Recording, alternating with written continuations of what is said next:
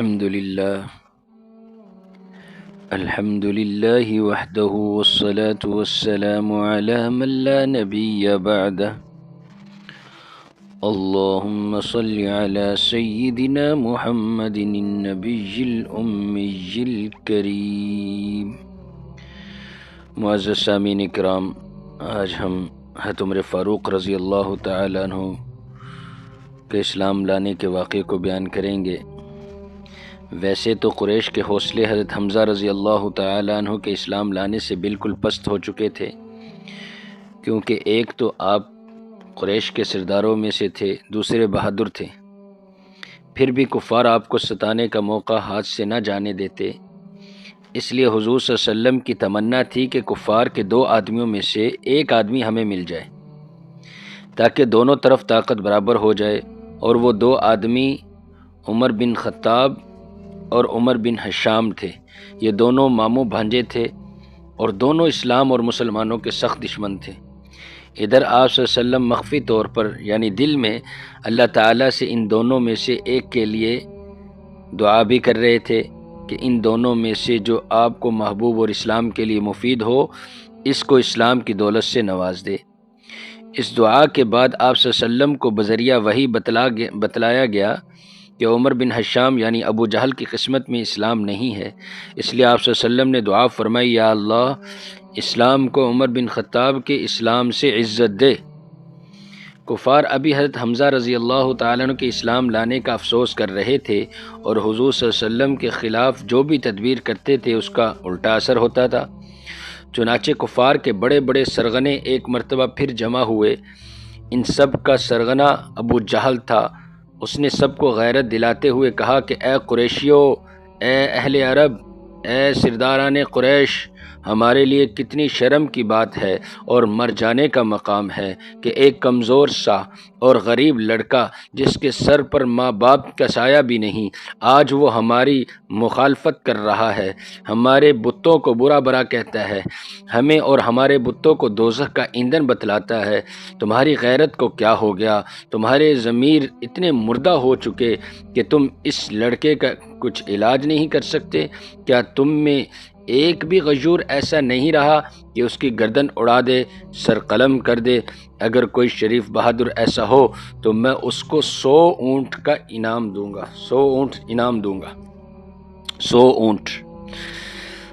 اب اجلاس ہو رہا ہے، اس کمیٹی کے اجلاس میں عمر بن خطاب بھی موجود تھے، جو نہ صرف یہ کہ جری بہادر تھے بلکہ اسلام اور پیغمبر اسلام کے سخت دشمن بھی تھے، اور اسلام کا نام تک سننا گوارا نہ تھا۔ اس لیے ابو جہل کی آواز پر سب سے پہلے کھڑے ہو کر انہوں نے لبیک کہا اور کہا، یہ تو کوئی بڑا کام نہیں، میں ابھی محمد کا سر قلم کر کے لاتا ہوں۔ نعوذ باللہ۔ تلوار سنبھالی اور فوراً حضور صلی اللہ علیہ وسلم کی قیام گاہ دار ارقم کی طرف چل دیے۔ راستہ میں نعیم بن عبداللہ ملے جو مسلمان ہو گئے تھے لیکن اپنا اسلام کسی پر ظاہر نہیں کیا تھا۔ انہوں نے دیکھا آج عمر تو بڑے تیار ہو کر تلوار لٹکائے ہوئے ایسے جا رہے ہیں جیسے کسی سے لڑنے جا رہے ہوں۔ پوچھا، عمر کیا بات ہے، کدھر کا ارادہ ہے؟ تو عمر نے جواب دیا، محمد کا خاتمہ کرنے جا رہا ہوں، نعوذ باللہ، جو ہمیں اور ہمارے بزرگوں کو گمراہ اور جہنمی بتلاتے ہیں اور ہمارے آبائی دین کو برا کہتے ہیں، جس کی وجہ سے ہمارے سینے چھلنی ہو گئے ہیں اور ساری قوم میں پھوٹ ڈال دی۔ حضرت عمر کا اس وقت برا حال تھا، آنکھیں اور چہرہ دونوں سرخ تھے۔ اسی حالت میں نعیم کی زبان سے یہ جملے نکلے، اے عمر، تم کو تمہارے نفس نے دھوکے میں ڈال دیا، بھلا تم اور محمد صلی اللہ علیہ وسلم کو قتل کرو گے تو تم کو عبد مناف کی اولاد زندہ چھوڑ دے گی؟ عمر، اپنی جوانی پر رحم کرو۔ نعیم نے صرف ان جملوں پر اکتفا نہیں کیا بلکہ مزید ان کو اشتعال دلانے کے لیے یہ کہہ دیا، اے عمر، محمد صلی اللہ علیہ وسلم کے قتل کو تو بعد میں سوچنا، ان کو قتل کرنے کا تو بعد میں سوچنا، پہلے اپنے گھر کی خبر لو۔ تمہارے بہنوئی سعید بن زید اور تمہاری بہن فاطمہ نے بھی محمد صلی اللہ علیہ وسلم کا دین قبول کر لیا ہے۔ اس بات کو سن کر عمر کے دل پر ایک بجلی سی گری اور ان کی کیفیت ایسی ہوگی جیسے جلتی آگ پر کسی نے تیل چھڑک دیا۔ عمر تو کیا سوچ کر نکل چلے تھے، اور نعیم کی بات سن کر ان کے ہوش و حواس ہی جاتے رہے۔ پاؤں تلے سے زمین نکل گئی، اور بجائے محمد صلی اللہ علیہ وسلم کی جان کے اپنے گھر کا فکر ہو گیا۔ اس لیے بجائے دار ارقم کے جانے کے بہنوئی کے گھر کی طرف چلے۔ پہنچے تو گھر کا دروازہ بند تھا۔ دروازے پر کھڑا ہو کر آواز دی۔ آواز سنتے ہی آپ کی بہن نے حضرت خباب، جو ان کو اور ان کے شوہر کو قرآن پڑھا رہے تھے، کو اندر چھپا دیا، مگر دروازے پر کھڑے عمر کے کان میں تلاوت قرآن کی کچھ آواز پہنچ چکی تھی۔ بہن نے دروازہ کھولا۔ عمر غصہ کی حالت میں گھر میں داخل ہوئے، اور داخل ہوتے ہی پوچھا، تم لوگ کیا پڑھ رہے تھے؟ بہن اور بہنوئی خاموش۔ کچھ دیر تو خاموش رہے، مگر عمر نے پھر سختی سے پوچھا اور یہ بھی کہا، مجھے معلوم ہوا کہ تم بے دین ہو گئے ہو۔ یہ کہتے ہوئے بہنوئی سعید پر ہاتھ اٹھایا۔ بہن اپنے شوہر کو بچانے کے لیے آگے آئیں، ان کو بھی مارنا شروع کر دیا، اور ان کے سر میں ایسی چوٹ لگی کہ خون بہنے لگا۔ بہن کو ہوش آنے پر جوش آ گیا اور بولی، عمر تجھ سے اور جو کچھ ہو کر لے، بے شک ہم خدا کے فضل سے ایمان لا چکے ہیں اور اللہ کی کتاب قرآن شریف پڑھ رہے تھے۔ بہن کے سر سے خون بہتا دیکھ کر عمر ڈھیلے پڑے، غصہ ٹھنڈا ہوا، کہنے لگے، مجھے دکھلاؤ کیا پڑھ رہے تھے؟ بہن نے جواب دیا، عمر تم کفر کی نجاست سے ناپاک ہو، نہ تمہارے کپڑوں کا اعتبار ہے نہ بدن کا۔ قرآن کو ناپاک آدمی ہاتھ نہیں لگا سکتا، ہمارے پروردگار کا فرمان ہے، لا یمسہ الا المطہرون۔ بہن نے کہا، پہلے غسل کر لو تو ہاتھ لگا سکتے ہو۔ یہ سن کر آپ نے فوراً غسل کی جگہ گئے، غسل کیا، پاک صاف ہو کر آ گئے، کہنے لگے، لاؤ اب دکھلاؤ کیا پڑھ رہے تھے؟ بہن سے لکھے ہوئے اوراق لے کر پڑھنے شروع کیے۔ سورۃ طٰہٰ پر نظر پڑی۔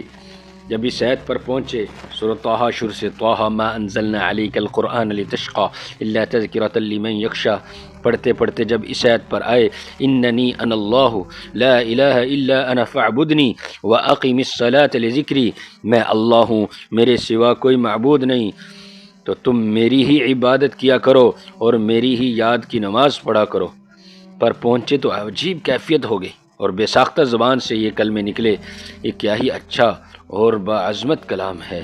حضرت خباب جو چھپے ہوئے بیٹھے تھے فوراً باہر نکل آئے۔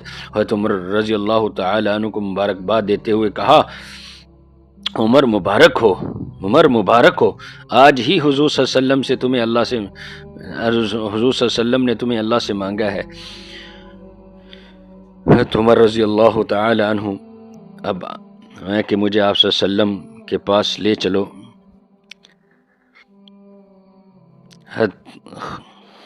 خباب سے کہنے لگے کہ مجھے آپ صلی اللہ علیہ وسلم کے پاس لے چلو۔ جب آپ دار ارقم پہنچے تو دروازہ بند تھا۔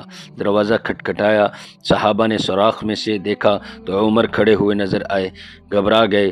اس وقت حضور اقدس صلی اللہ علیہ وسلم کی خدمت میں حضرت حمزہ، حضرت طلحہ اور کچھ صحابہ کرام رضی اللہ عنہم اجمعین اور بھی موجود تھے۔